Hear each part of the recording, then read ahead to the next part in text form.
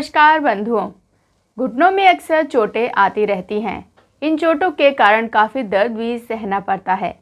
अक्सर हमें दौड़ते, चलते, खेलते या रोज़ के कामों को करते समय भी चोट लग सकती है, जहां हल्की चोट लगने पर भी दर्द काफ़ी तेज़ होता है।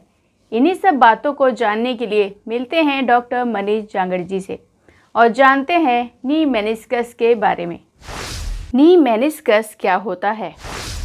मेनिस्कस एक सी शेप में स्ट्रक्चर होती है, जो कि अपने घुटने में होती है, जो दोनों अपने जो थाई बोन और लेग बोन के बीच में होती है।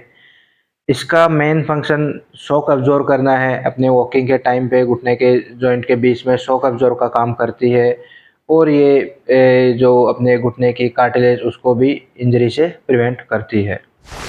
मेनिस्कस इंजरी कैसे होती है? Meniscus injury usually sports related problem injury के टाइम पे होती है और मैक्सिमम टाइम में एसोसिएटेड रहती है। ये लिगामेंट इंजरी के साथ में एसोसिएटेड रहती है। जो घुटने के अदर लिगामेंट है उनके साथ में इंजरी के बाद में इंजर रहती है। यूजुअली मेनिस्कस दो मेनिस्कस होती है अपने शरीर में। एक जो अंदर वाली साइड में होती है उसको मीडियल मेनिस्कस बोलते हैं, जो बाहर वाली साइड में होती है उसको लेटरल मेनिस्कस बोलते हैं।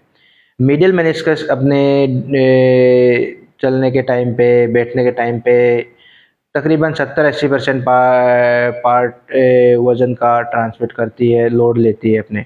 लेटरल मेनिस्कस अराउंड 20-30% लोड लेती है, जिसकी वजह से मीडियल मेनिस्कस पे जोर ज़्यादा पड़ने की वजह से इंजरी होने के चांस ज़्यादा रहते हैं। तो इंजरी कैसे होती है? यूजुअली इंजरी ट्विस्टिंग इंजरी, जिसमें घुटना मुड़ जाता है, उस वाली पोजीशन में इंजरी ज़्यादा होती है वाली। और खेलते टाइम में कहीं अब डे टू डे एक्टिविटी में अब जल्दी जा रहे हो और सडन आप अपनी डायरेक्शन चेंज कर रहे हो, उस टाइम पे मेनिस्कस इंजरी होने का चांस ज़्यादा रहता है।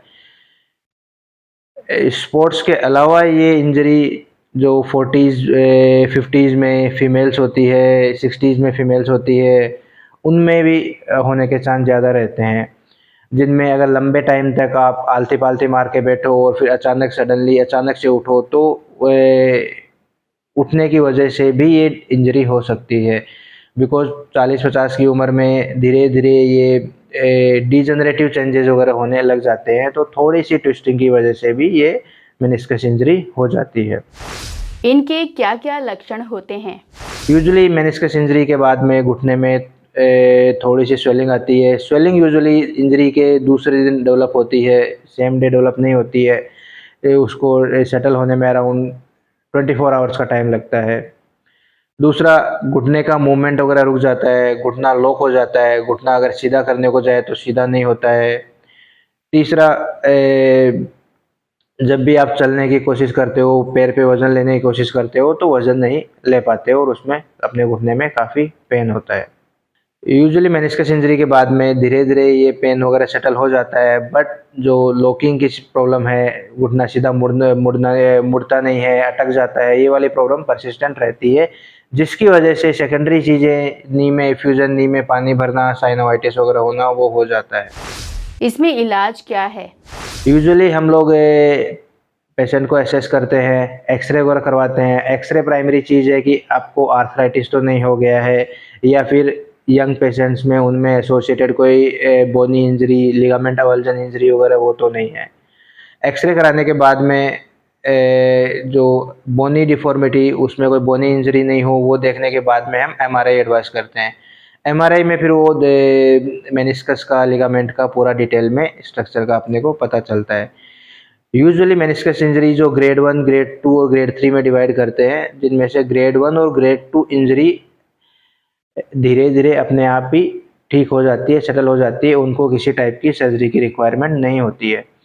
ग्रेड 1 और ग्रेड 2 इंजरी के लिए यूजुअली हम कुछ मेडिकेशंस वगैरह, कुछ आपको स्पेसिफिक एक्सरसाइज वगैरह और कुछ प्रिकॉशंस वगैरह बताते हैं, जिनकी वजह से आपको ये इंजरी प्रोग्रेस नहीं होती है और आपको सिम्पटम्स में इम्प्रूवमेंट हो जाता है। ग्रेड 3 इंजरी हो जाती है, उसके बाद वो अपने आप ठीक नहीं होती है, वो यूजुअली जॉइंट से कम्युनिकेट करती है, उसकी वजह से उसका हीलिंग पावर काफ़ी कम हो जाती है। उसके लिए अपने को आर्थ्रोस्कोपिक दूरबीन से सर्जरी रिक्वायरमेंट होती है। यंग पेशेंट में जिनके साथ में associated ligament ACL tear PCL tear होता है, तो ड्यूरिंग ACL टियर की सर्जरी के टाइम पे ही हम मेनिस्कस की गद्दी की सर्जरी करते हैं। एल्डरली पेशेंट जिनमें आइसोलेटेड मेनिस्कस इंजरी है, मेनिस्कस रूट टियर है, वो उस टाइप की इंजरी है, उसमें हम आर्थ्रोस्कोपिक दूरबीन से ये सर्जरी करते हैं। और जो डिफेक्टिव पार्ट है जो कि प्रॉब्लम कर रहा है, उसको या तो निकालते हैं या उसको स्पेसिफिक टाइप के थ्रेड्स आते हैं, धागे आते हैं, उससे रिपेयर करते हैं। यूजुअली ये सर्जरी दूरबीन से होती है, हार्डली 2 टाँके आते हैं, 1 या 2 टाँके आते हैं और आप कोई चीड़-फाड़ वगैरह नहीं होती है और रिकवरी होने में अराउंड 1.5 से 2 महीने का टाइम लगता है। इस तरह की इंजरी से कैसे बचाव करें? बचाव के लिए आपको जो भी स्पोर्ट्स पर्सन है, यंग पर्सन है जो स्पोर्ट्स में एक्टिविटी में पार्ट करते हैं, तो कोई भी एक्टिविटी में पार्ट करने से पहले आपको प्रॉपर वार्म अप, आपके हर जॉइंट का वार्म अप ज़रूरी है। नी का, एंकल का, हिप का, स्पाइन की स्ट्रेचिंग एक्सरसाइज वगैरह 5 to 10 मिनट्स करने के बाद में ही आप रनिंग करें, चाहे बैडमिंटन खेलें, चाहे व्हाटएवर स्पोर्ट्स आप करते हैं, तो प्रॉपर 15 to 20 मिनट्स का वार्म अप ज़रूरी है, उसके बाद में ही आप खेलना वगैरह स्टार्ट करें। इससे क्या होगा कि आपकी बॉडी ऑलरेडी वार्म अप हो जाएगी, ऑलरेडी मसल्स वगैरह एक्टिव रहेंगे, तो उसकी वजह से आपको इंजरी होने के चांस कम रहते हैं। फिजिकल एक्टिविटी में क्या करें? एल्डरली पेशेंट 40s 50s में जो लंबे टाइम तक बैठते रहते हैं, उनमें मेनिस्कस इंजरी होने के चांस रहते हैं। उनमें आपको फिजिकली एक्टिव रहना बहुत ज़रूरी है।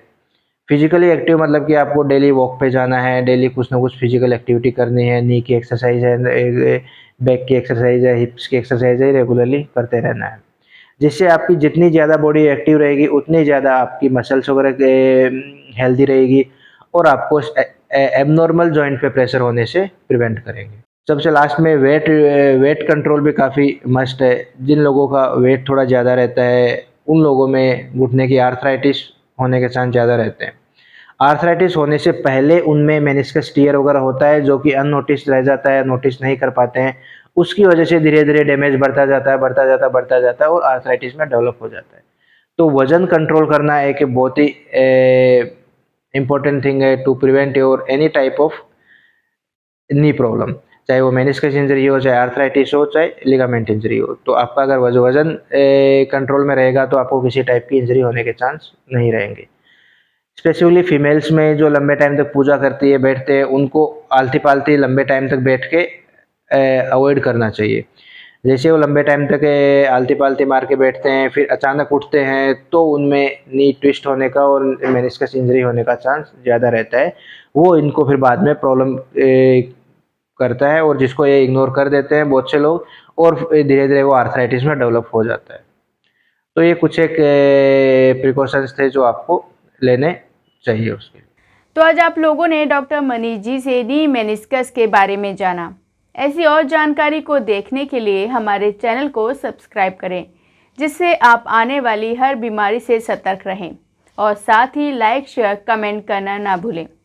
तो चलिए अगले शुक्रवार फिर से मुलाकात होगी। तब तक के लिए दीपिका को दीजिए इजाज़त।